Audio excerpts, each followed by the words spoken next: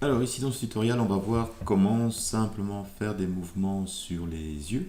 Donc c'est toujours plus ou moins la même mécanique, hein. Donc on a un mouvement, on fige le mouvement et ensuite on va vers le mouvement qui suit. D'accord? Donc on a comme ça cette vibration au niveau de l'œil. Ce qui est important justement dans le fait de laisser mourir cette pose, c'est qu'il faut qu'on ressente les nerfs, hein, adjacents qui retiennent vraiment donc le mouvement de l'œil. Ok, donc ce que je vais vous montrer ici, c'est simplement déjà ce mouvement, hein. Donc vous voyez que c'est quelque chose d'assez mécanique. Alors je précise ici donc que je suis en step, hein, au niveau des yeux, etc.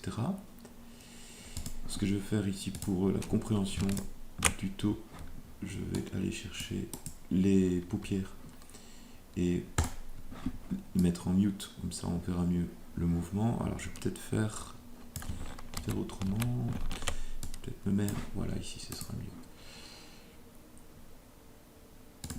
Ok, comme ça on voit mieux l'œil.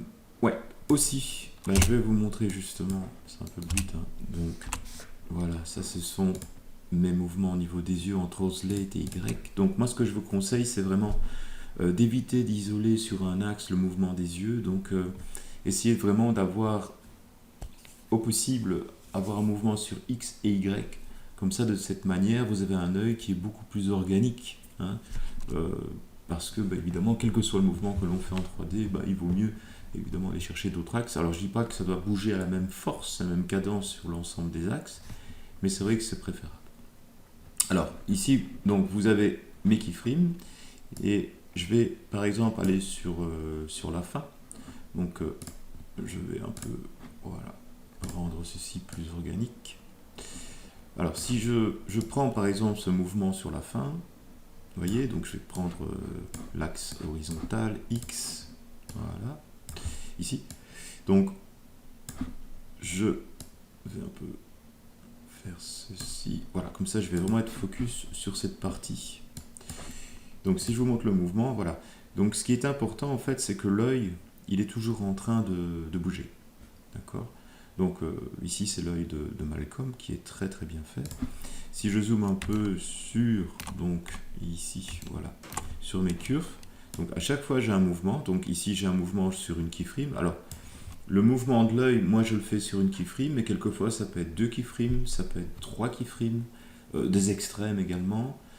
Tout dépend évidemment de la scène, de l'émotion du moment, de l'instant. Hein, donc ici pour cet exemple, je suis sur une keyframe.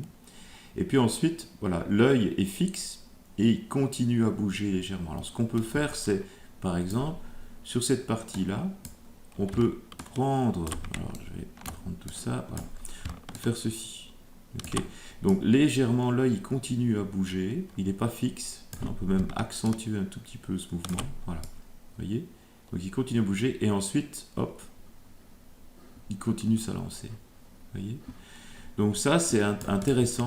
Hein, plutôt que d'avoir quelque chose de plat, alors encore que ça peut arriver aussi dans certains moments que l'œil soit bien fixe, parce qu'évidemment, en 3D, plus il y a de mouvement, plus ça peut fausser le mouvement.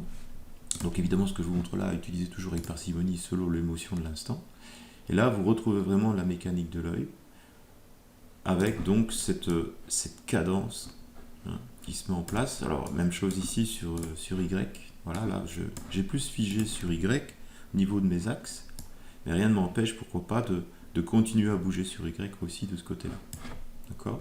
Donc, c'est pas spécialement complexe, en tout cas, je ne pense pas. Quand vous avez une bonne ref et que vous êtes vraiment dans la justesse au niveau de l'émotion, je pense que franchement, ça peut le faire. Mais évidemment, c'est toujours une question d'étude.